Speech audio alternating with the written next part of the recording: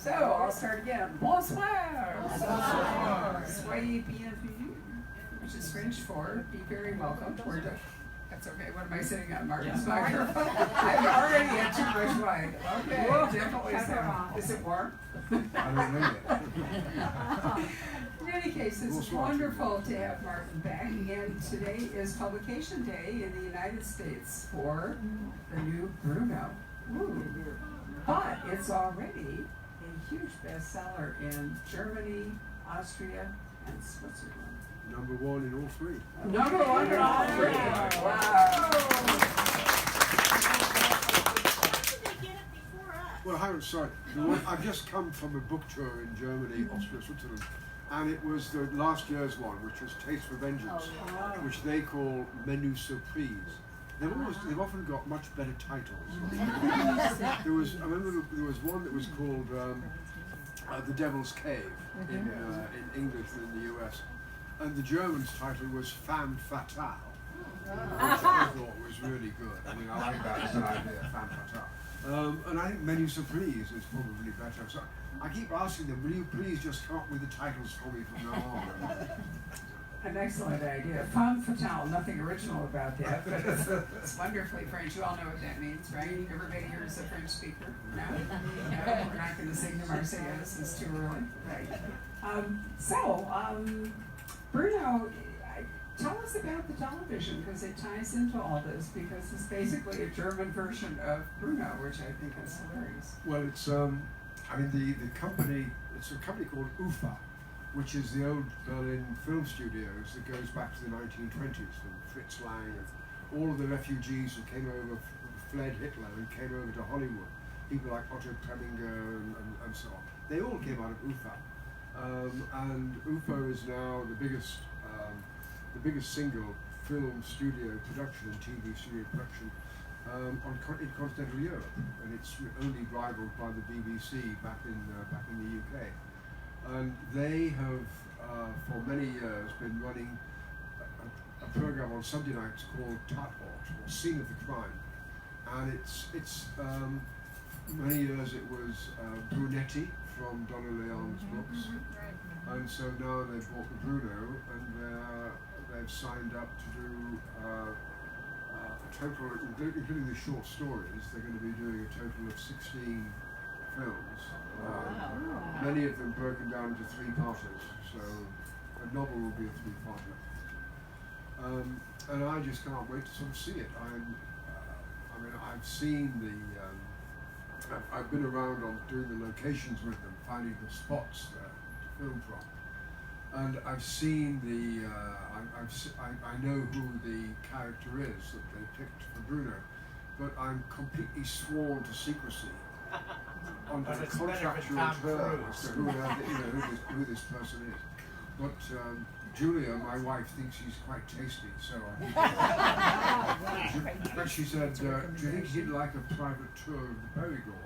And I said, yes, I'm going to do it myself. I have really good news for you, because this German company's productions show up on MHC TV.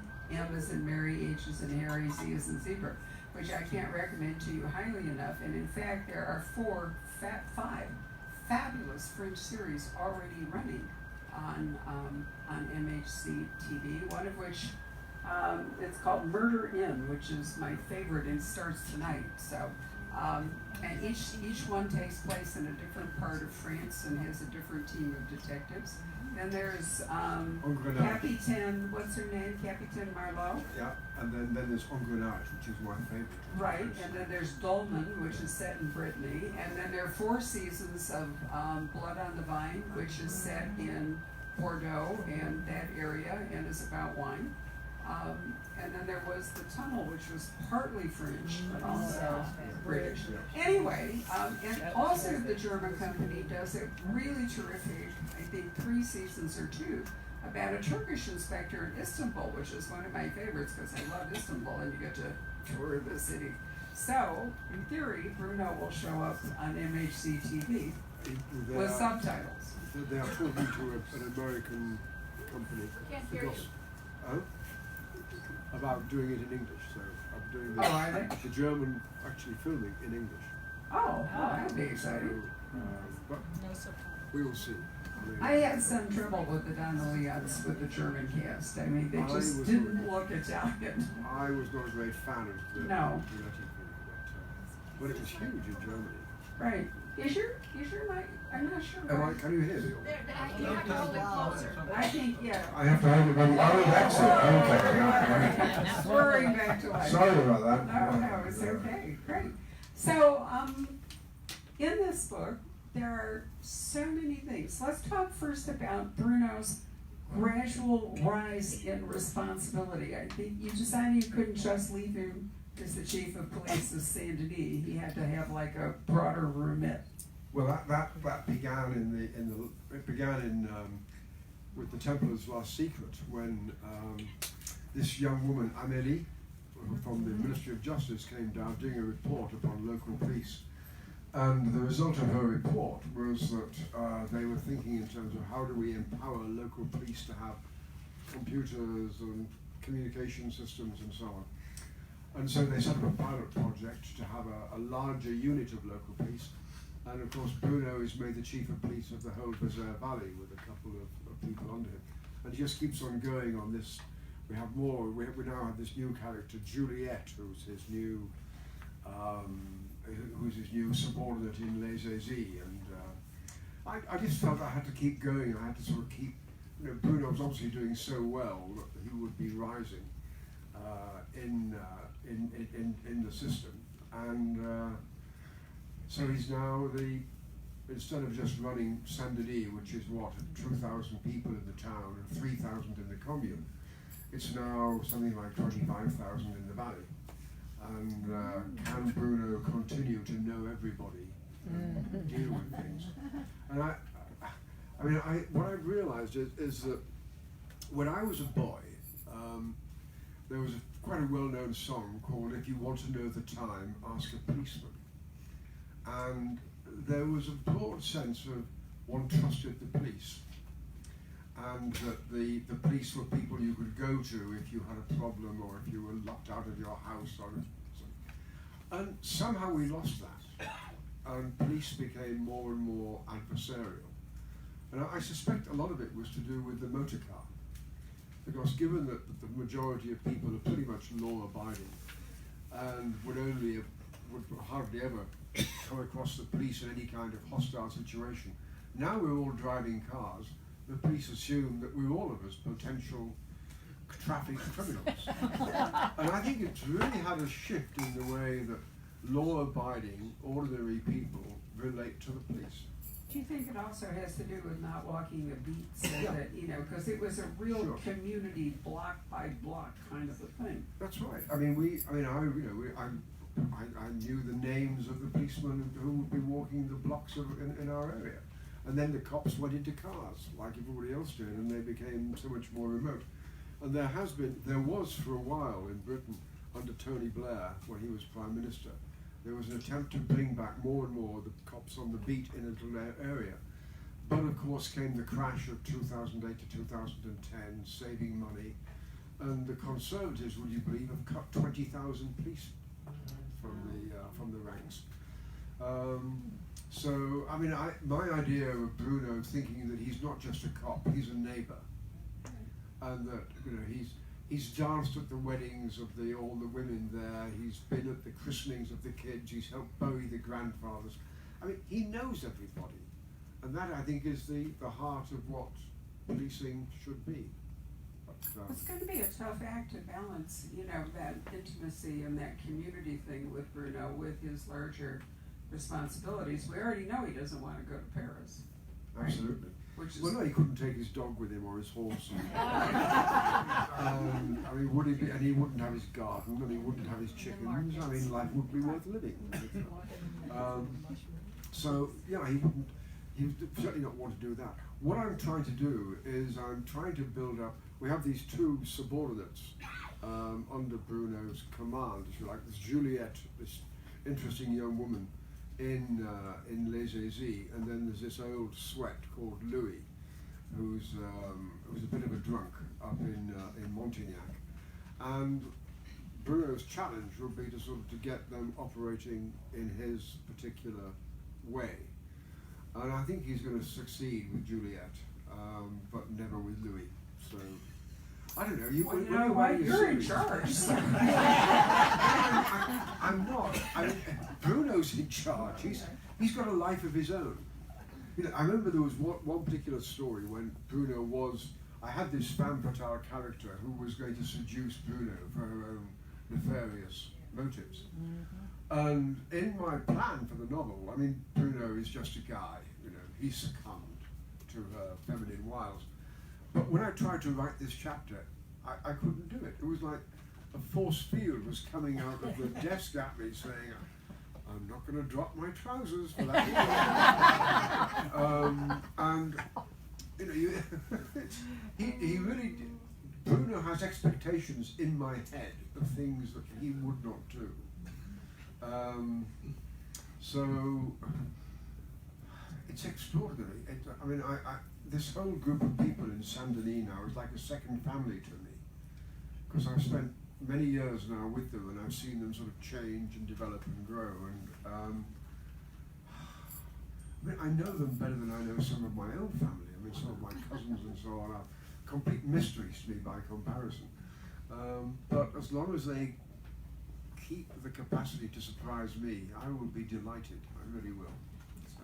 It seems to me your other challenge is that Bruno, on the one hand, would really like to have a family, and on the other hand, he, cycles between one or two or possibly three women, and there's a cycle in this book, which we won't talk about.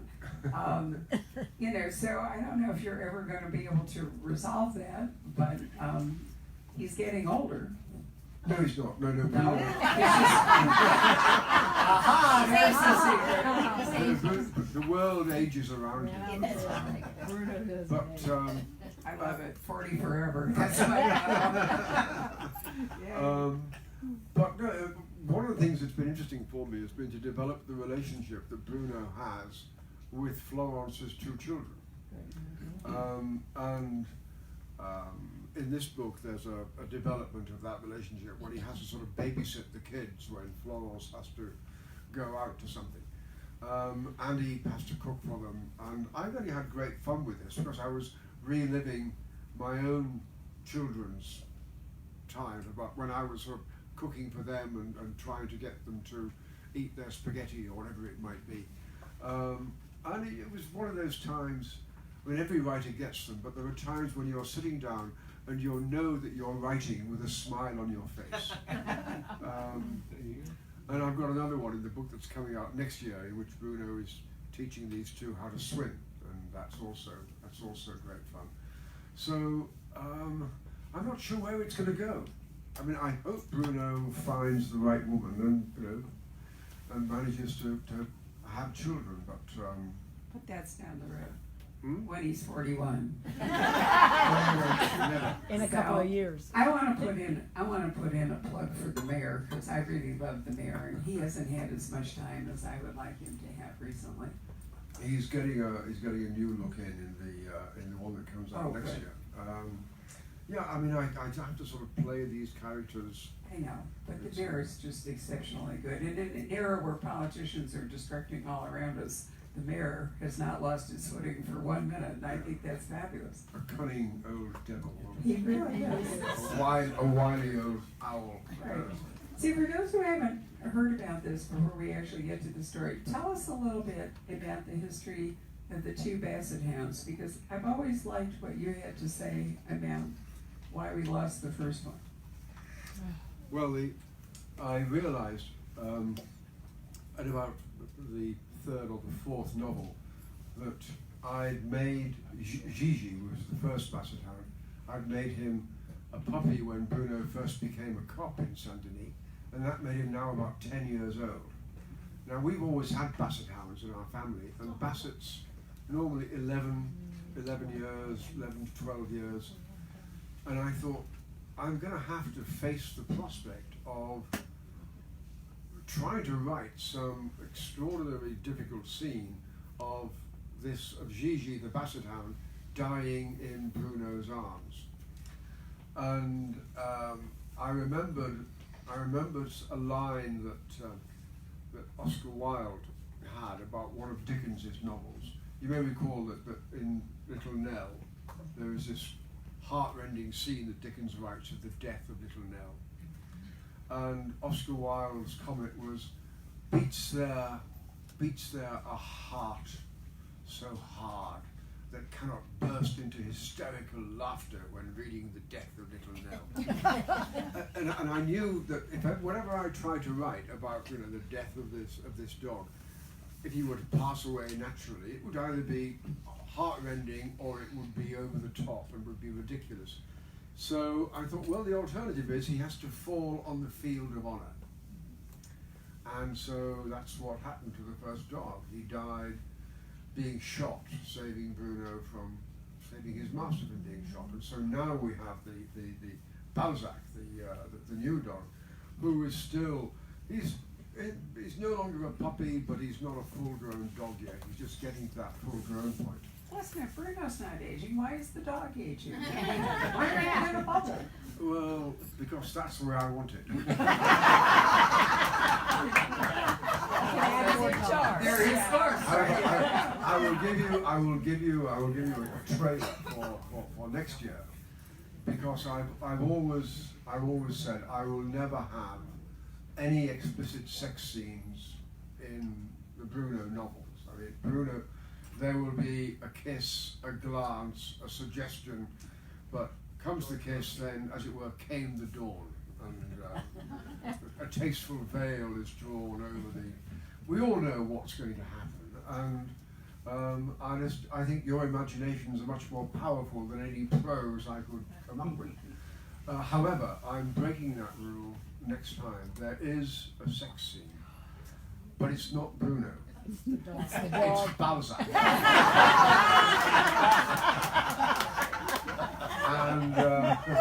and the lucky, so there will be puppies.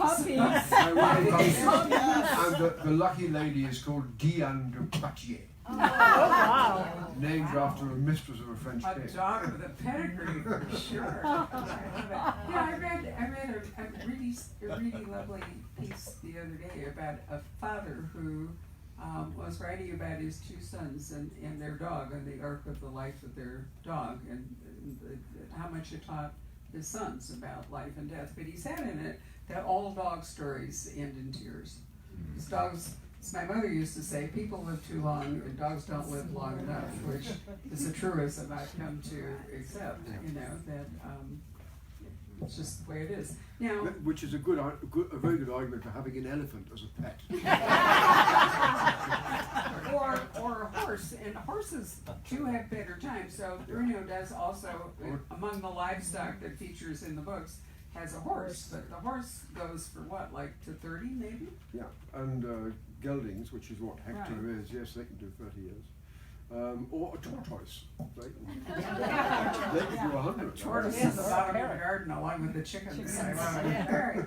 Well, I think the same thing you did in this book, and this isn't a spoiler because anything you read about the book will tell you. You wrote a victim I really did not want to die. I was so unhappy. I thought, I know he's going to kill her. And, I kept thinking, surely somebody else, but no. And that's really hard, isn't it? To create somebody so wonderful, and then there they are. If the best mysteries are done that way, where you really mourn the victim, so that's not a criticism. I tried to handle that by having the discovery of the death taking place quite early, and then we learn more and more about the character. But I felt a bit nervous about coming over to the States for this book, for the book tour this time, because here I've got the first American, really big American figure in a book, and I kill her off in like chapter 2. I feel quite guilty about that because I really became very fond of this character. Me too. No, I mean, I think you will. When you read the book, you'll really bond with her. And, it matters. I think you care a lot more when you're reading the book if you are upset about the person that died. It's too easy to have an Agatha Christie kind of, victim. my chum, Piero, the policeman who inspired the entire idea when, some 12 years ago now, when I first began writing these Bruno books, he says to me, he says, Martin, I spend my entire life holding down, preventing crime in this entire region of the Vézère Valley, and you go littering the landscape with corpses. Down the castle well, right down in the caves. You really have strewn some bodies in some amazing places. I know when I'm going around my neighborhood in the Périgord, as I'm pottering around there, I'm looking for places to have a corpse. I remember sort of going to the Comarque, the Chateau of Comarque, and looking up at this huge pilot's rock, thinking I've got to have a body coming down that wall. And then this one is at the beautiful hilltop village of Limay, and seeing the old castle well, I thought that's a perfect place for another body, and so on. So, I'm sorry, it just goes with the territory. If you're writing crime stories, you've got to have places where they're going to be. This place Limay, where the much of the village of Limay, where much of the novel is set, is an extraordinary spot because we know that before the Romans came, there was a fortress at this point. It's a hill that overlooks the place where the Rue Vézère flows into the Dordogne, so always a strategic point. And we know from De Bello Gallico, Caesar's own memoirs of his war in France, that his legion stormed an Iron Age hill fort, the Gauls at this point. He built his own Roman fortress at Oppidum there. Then Charlemagne had a fortress there. In the Middle Ages, there was a stone fortress that changed hands between the English and the French. And then it was again a battleground in the wars of religion. And it has this feeling of just being an endless parade ground, battleground of French history. But what really enchants me about it is that the archaeologists discovered several hundred small flat stones about the size of my hand. On each one was engraved one of four animals, either a horse, or a deer, or a bull, or a bear. And they were almost identical. But in some cases the legs or the tails had been scratched out and redone. And the only hundreds of these things, the only explanation that the archaeologists could come up with was that this was the world's first art school, where people were learning how to, 12,000 years old. Sort of a drawing room for Lascaux, for the kid? Well, no, Lascaux was a bit earlier, but obviously Lascaux was about 18,000 years ago. Okay. But obviously there was so much engraving and painting going on that people needed to learn how to do this. And to see these little stones, it's just you know how many thousands of years ago they were done. I'm just sort of reeling with disbelief. But this happens all the time in the Périgord. After every bunch of rains, a lot of people would go out and start walking up on the ridges, because the rains will allow flints to emerge, and people can make a living out of selling some of these old flints if they've been nicely carved and so on. I can walk from my house in the Périgord. I can walk across an old medieval bridge and up into a valley, and I come to a place called La Ferracie. La Ferracie is the world's oldest known cemetery. It's got a grave with 8 people there. One of them, a man who hadn't been able to walk for many years, we know that from what happened to his leg bones. A woman who was buried there with flowers as a necklace around her neck. 72,000 years ago. It's the first time, not only that we know people were buried, but the first time that we treated our dead with ritual and respect. And that's an extraordinary amount of time ago. And to me, it says a huge amount about what it is to be human beings and how the stages we went through to get towards respect for one another, to understand that death was something of such importance. I'm constantly awed by this and the sheer weight of the history around here. Have we talked about the geology, the limestone caves, and the fact that it was an easy place for people to shelter, which is why Cro-Magnon and Neanderthal were there. There's a great museum at Les Aisies, which features in one of Martin's books, which has extraordinary displays. But if you think about the Anasazi up north, where there are natural shelters, overhangs, and so forth, you can see why this area was so rich. It was a limestone that the water cut through. The Romans called it Aquitaine, which means the land of rivers. Right. And just as you find this evidence of human habitation in many of the canyons in this part of America, Right. in the Canyon de Chelly and Mesa Verde and so on, it's a natural place for people to move to because first of all, there's water. Secondly, there's shelter. And thirdly, the water means there's going to be animals to hunt. And this was a time when about 100 miles, 150 miles north of this area, there were still glaciers. And so the landscape was rather like the tundra of northern Sweden. But it meant there were huge herds of reindeer. And we know that these people mostly ate reindeer. We know that from the bones we've discovered, the places where they're settled. So, what we're seeing here is humans taking inevitable advantage of a kind of a landscape, which also created with these chalk-covered caves a natural canvas for them to invent art, which is what they did. Exactly. I mean, you can't see the real Lascaux anymore. There's a replica of it that's been created, which I have been to. And then there's another one somewhere nearby, the name of which totally escapes me. Is that the one where you take it's a huge long walk in? There's one with a train. Yes, that's the one. Rouffignac, that's the cave. Rouffignac, okay.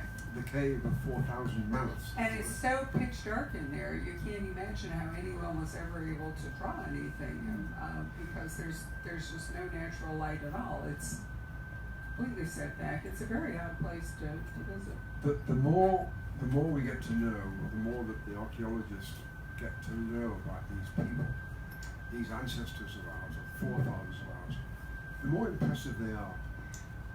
They invented lamps, and they invented the only kind of lamp that would not smoke and get sort of black smoke all over the white chalk. And they used a stone in which a kind of a declivity had been carved, into which they put rendered reindeer fat. And they found the only wick in that reindeer fat, juniper, the only wick that would not smoke. And it gives a very clear, good light, and it doesn't dirty up the canvas. So, I mean, how long did it take them to work out this was the right way to do it? How long did it take them to learn that you have to bake the clay to get the real colors coming through? I know, it's an amazing technology. And if you go there, you can also visit a couple, La Gouffre de Padirac, isn't it? Padirac. It's one of my favorites. You can actually take an elevator down into the cave, and there's an underground river and so forth. We were taken on our recent trip to this really cheesy little cave near Galway. Yeah, Rob and I were outraged. We said, clearly these people have never been to France.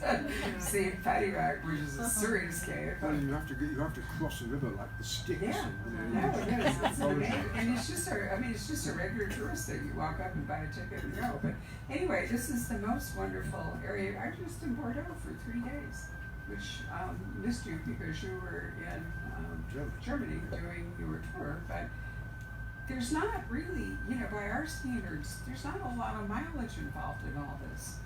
From Bordeaux to Saint-Emilion to Sarah-la-Canada, it's not really that far. No, it's, I will drive from Bordeaux to my place in less than an hour and a half. Right. if I want to stop off in Pomerol or Saint-Emilion, pick up some more wine, it'll maybe be 3 hours. And there's some great caves in Saint-Emilion too, which even figured into the long war, war with the English. And so again, forth. it's another of these cave things, because you have an underground church there in Saint-Emilion and so on and so on. And it's, the whole area is just, the wine is terrific, what can I say? I love the wine there. Which reminds me, in the TV, did they give you a walk-on part with your fabulous robes? Because you have a great title now. Yes, And a robe. I'm a Grand Consul of Right. un Grand Consul de la Vigne de Bergerac. And this is an organization or a body that was founded in the year 1254. In other words, some 230 years before Columbus crossed the Atlantic. And it was founded by an English king, basically to organize the tax system around the wine. But there were always 20 of us, and we have to dress up. A secret thing about the French, they love dressing up and having communal meals and getting together for all this. So we dress up in these medieval robes, and we're sworn to uphold the quality and the dignity of the wines of Bergerac, and we have the right to go into any vineyard and taste any of the wines. Oh dear. To say, I'm not sure about that one. We each of us have a seal, and if we want to stamp a barrel, we can do so. I mean, we don't do that anymore, but I mean, the old rules are pretty... By the way, do you remember Bad King John, the horrible English king? The man who gave us Magna Carta, he was forced to it. He gave us Saint-Emilion, because he was trying to, he was having trouble with the French king, and in order to attract more and more of the French peasantry over to his side, he said, if you want to go and start making wine on that hill, you can be tax-free while you do it. And the hill was Saint-Emilion. And so, thank you, King John. I mean, it wasn't all bad. And it's so much amazing history in this place. I just love it. I'll tell you one thing. That, I managed to. You'll find this in this book, but I've got to share it with you. You probably all heard of Talleyrand, the man who betrayed Napoleon, Napoleon's foreign minister. And he betrayed everybody. He was the man who. Talleyrand was the man who said, treason is essentially a matter of timing. And he was, I mean, he betrayed, he went to in the French Revolution, he was a member of the First Estate, which was the clergy. He was a bishop, Bishop of Autun.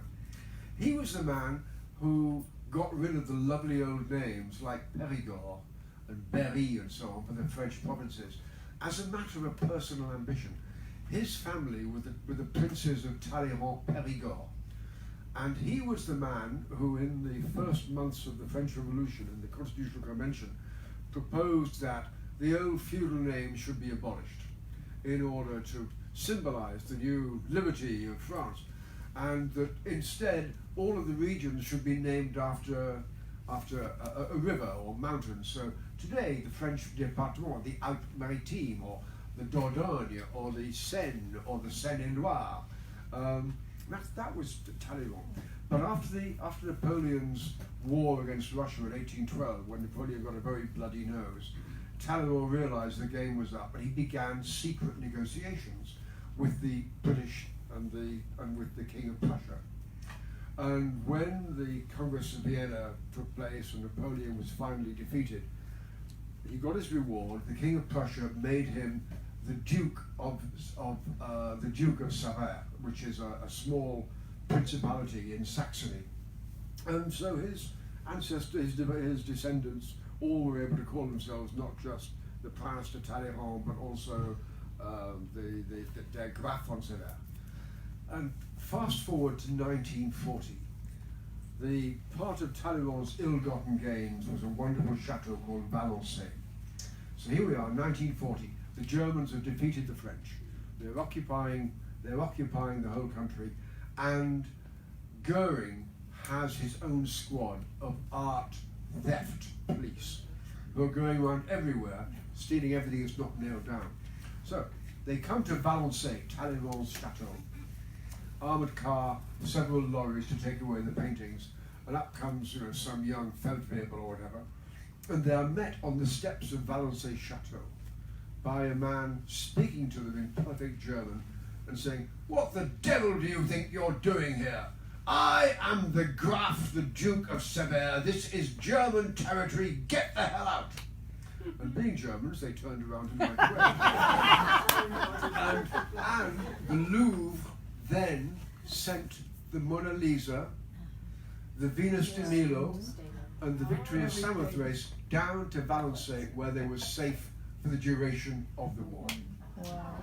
What a great story. You couldn't make it up, could you? I mean, this is, Amazing. I love this Wow. stuff. So, in this book, among all the other things that happened, there is some serious French colonial history, Algeria. Algeria indeed. And so there are echoes of France's colonial past and also of the Nazi occupation that Vichy. fueled the book. And the Vichy, yes. I've always been fascinated by history. I love it. It's when I read as much history as I do novels. And it's always, for me, interesting to get to know more and more of the history of another country. The French have got so much history. Well, all of us Europeans have got a great deal of history, but the French particularly do, and their history lives on today. I mean, you can still, in a sense, define French politics today in terms of where you stand on the French Revolution. Were you on the side of the church and the king, or on the side of the revolution and the people? And that also relates into where you stand on the side of Vichy and Pétain in World War II, collaboration and resistance. And it's still one of those great dividing lines that helps to define France today. So I just can't not have this kind of stuff in the books, because they inform so much of what I'm seeing around me in daily life.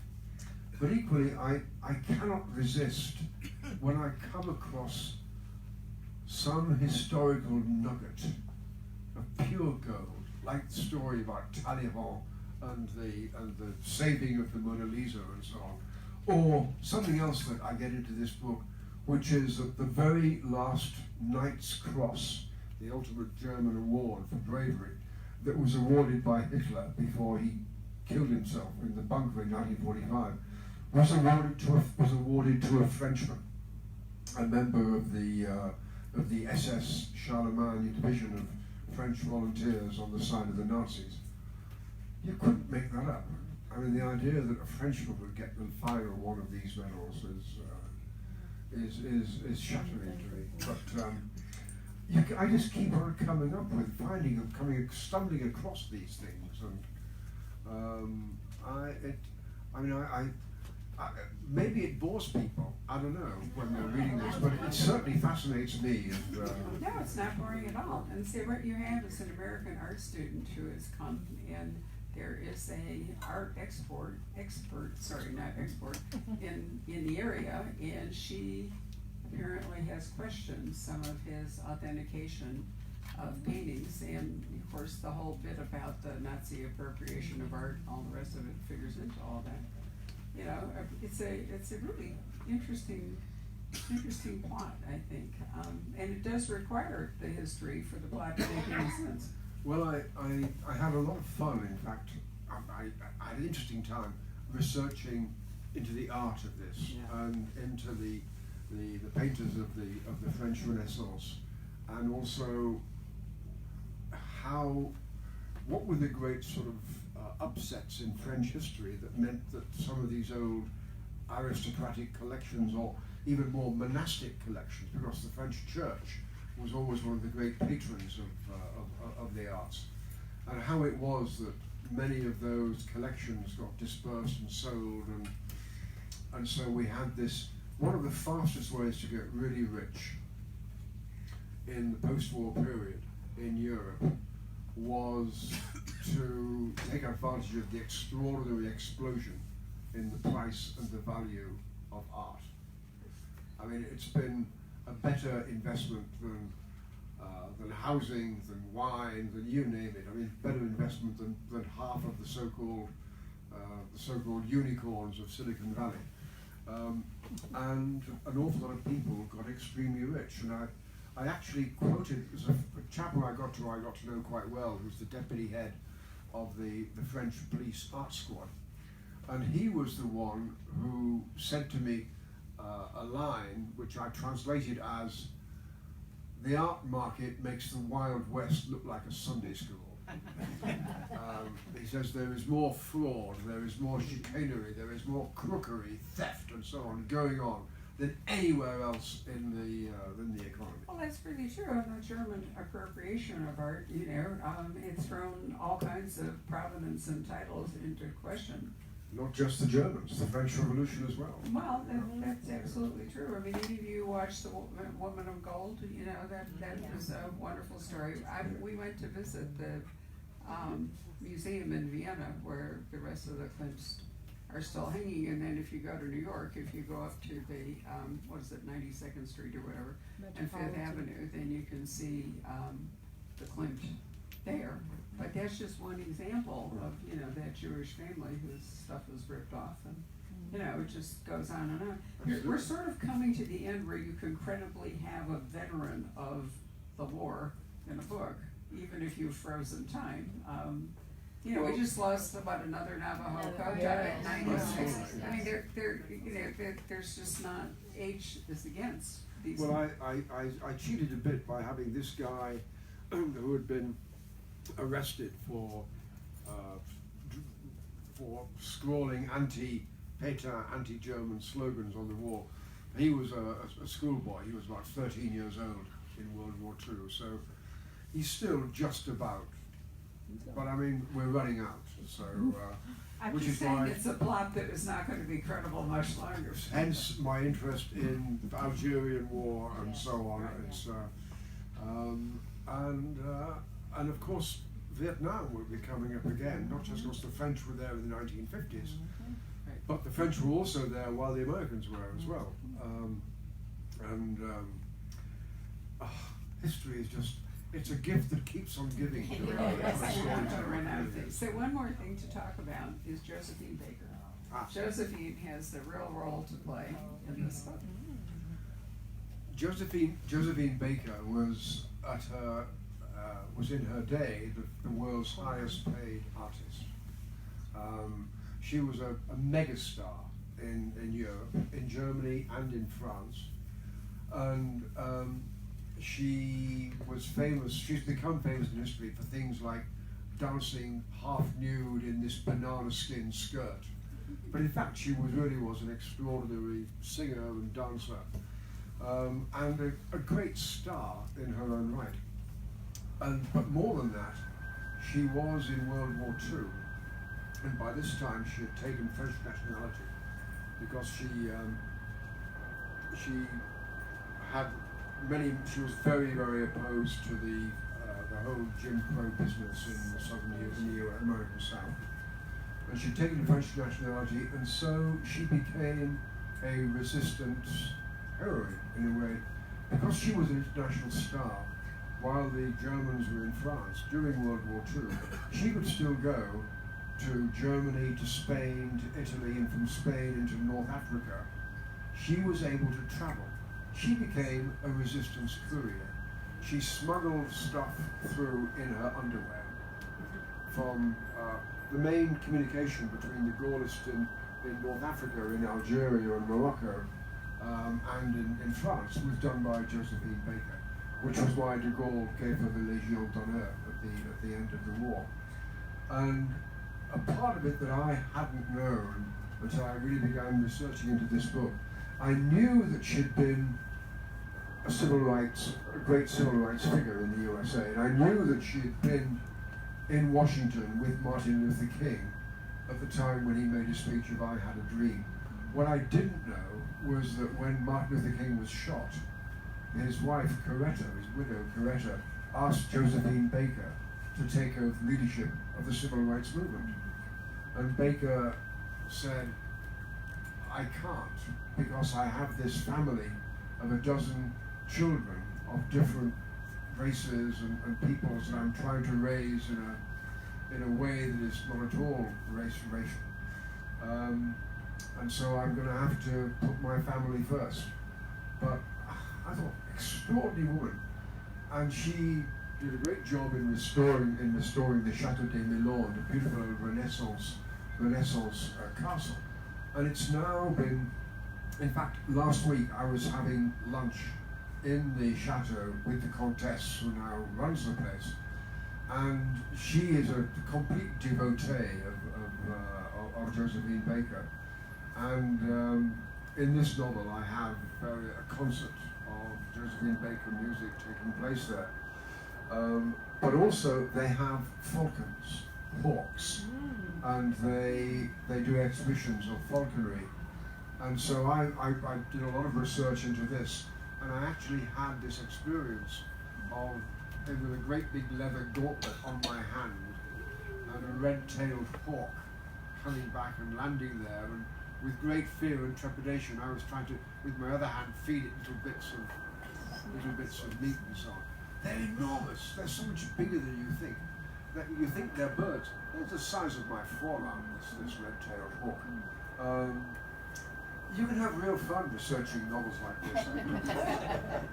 As you can tell, this is a book that's really a tapestry of just all sorts of different elements, and you know, it's full of digressions which are really fun. I remember years ago somebody was complaining about Smilla's Sense of Snow. I don't know how many of you ever read it. It was a huge bestseller. And complaining that the plot was too hard to follow. And one of my fellow booksellers said, but yes, the whole point of Smilla is the digressions. Kind of like coming down here, right? Listening to your program in the evening. And I love books like that, you know, where you're never entirely sure where you're going in different directions. But, you know, I think your readers like all these little trips that you provide. Well, these are little sort of meandering paths I like to take, and if you like to follow me on them, that's great. I mean, I find this interesting, all this sort of stuff. It really is. And I like weaving it into a broader tale, because this is the life in the Perigord. I mean, I'm not really a novelist, I'm still a journalist. I write what I can see, what I know, what I can convey of reality. So all this stuff about the food, the history, I'm not making it up. It's not. This isn't fiction. It's. I'm so glad you mentioned the food, because among all the other good things in the book, Bruno's still cooking, right? Yeah. Still out in his garden and the whole bit. He's so cool, because you know the hardest part of giving a dinner party is the timing, and you know it's wonderful how he manages all this complex stuff, and I could just see you, you know, in your own kitchen doing this. Well, it's. You get to learn. I mean, the thing is that most of the main course, you know, you're preparing somewhere in advance, but the vegetables, normally you can sort of knock them together between the first and the second course. You can prepare them and so on. Of course, the trick is always prepare the dessert before you do anything else, and have that either chilling in the fridge or resting somewhere. The cheese is so easy. The cheese, the salad. And it's not rocket science, you know. It's a lot of confidence. As you know, my husband is a serious chef, and he loves to give dinner parties. And really, the timing is is the part. Speaking of cheese, by the way, there is some wonderful French cheese along with the rosé there in the back of the room. So I would appreciate it. I can't eat it anymore, so if you all would eat it, you will save me from some kind of lactose intolerance, which would be terrible. So I think maybe we should move to questions. Now I'm going to ask you, because of the recording and the microphone, when you ask a question, ask me and I'm going to repeat it so that we'll all know what it was. Is anybody? Yes, sir. Speaking of food, what about the cookbook?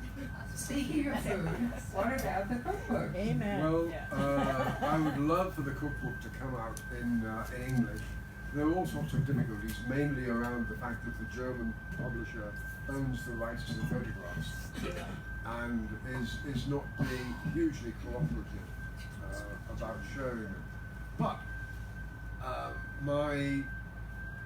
my main publisher in the States, Knopf, are having realised that it's been a bestseller back in Europe, that maybe they should take another look at this, particularly since this October comes the second cookbook, Bruno's Garden Cookbook, which was great fun to do. So there's hope, we'll put it that way. We Which should be live very so long. exciting. No, there really is. Yes, ma'am. I'm interested in your first Bruno book. What was the inspiration where you said, I've got this man Bruno, I'm going to write about him in this part of France? What was the inspiration for your first Bruno book? Well, it was really meeting this chap in the local tennis club and rugby club, who was our local policeman, who had spent 10 years in the French army and did spend his spare time teaching the local children to play tennis and rugby, and who was a very good cook and a passionate hunter. And I thought and a very nice man, who really does dance with the wives at the weddings and goes to christenings and so on. And I thought, this is a really interesting character in a really fabulous region to be writing about. And I hadn't, at that point, I hadn't really realized just what a treasure chest of opportunities there was in all of this. And I just wanted to write another novel about this. I mean, I'd already written my first novel, which was Caves of Perigord, which was about Lascaux Caves and so on. But I remember sort of scratching my head thinking, well, if I'm going to be writing about a village policeman in the Perigord, I'm going to have to write a crime story. How do you do that? So I just began. And then Julia came involved, because my wife Julia has really been so crucial to all of this. But it was Julia who took us to the Perigord in the first place. We used to go visiting friends of ours there on a regular basis, and then Julia and our children were staying with our friends in the Perigord, and I had to come over to Washington. I had an interview set up with Bill Clinton, and I was actually in the anteroom of the Oval Office when my early mobile phone rang, and it was Julia saying, I don't care what you're doing, drop everything and get the next plane to France. I have found our house. At this point, I didn't know we were looking for our house. I think husbands might sympathize with me. I said, well, my love, Clinton, President, Oval Office, but 4 days later I was on the plane, and yes, Julia had found the house. So, when I was working on this very first Bruno, I call the guy Pierrot, which is the name of our policeman, who says, oh, you can't do that, because she's always the first reader of anything I do. She says, you've got to change the name, make it international, and it can't be Pierrot. How about Bruno, she said. Then, when she finished it, she said, I think you might have something here, but I know a bit about publishing. Publishers will be much more interested if they think that there's a series coming. So go away and write 5 short paragraphs on each of the next 5 in the series. Then send it in to your agent. Yes, Julia. That's exactly what I did. And so Julia is very much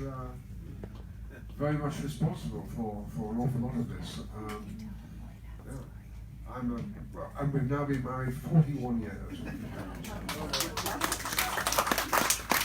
I don't know why she puts that really, but there we are.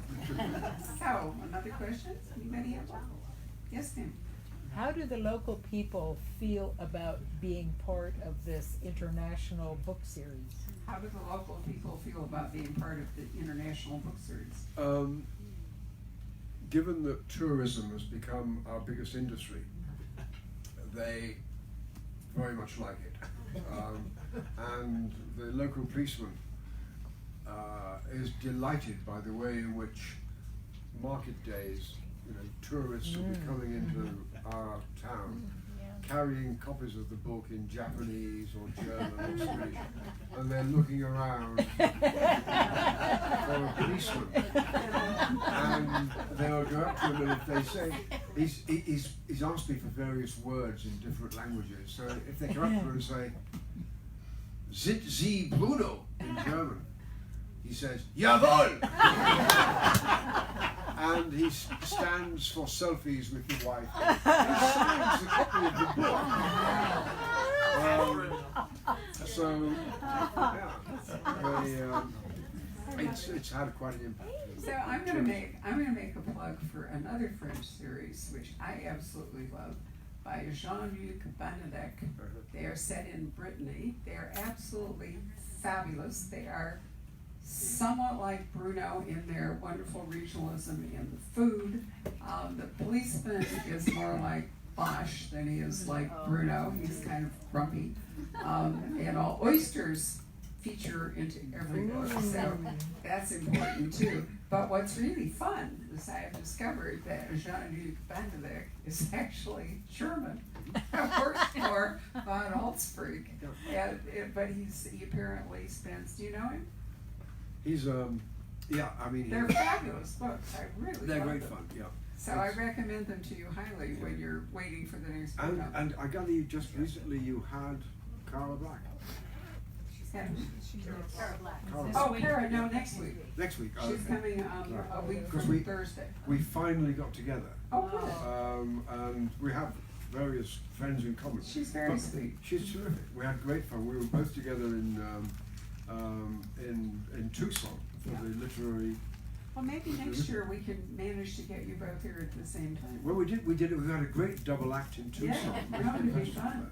Right, because she actually is out this week. I think I probably could have worked it out, but anyway, I recommend Death in Brittany. I think is the first one, and they go on from there. I took them along, a couple of sets of them on our trip and strewed them about on the ship and the shore to get people interested. But everybody already knew about Bruno. Good. Yay. Thank you. Right.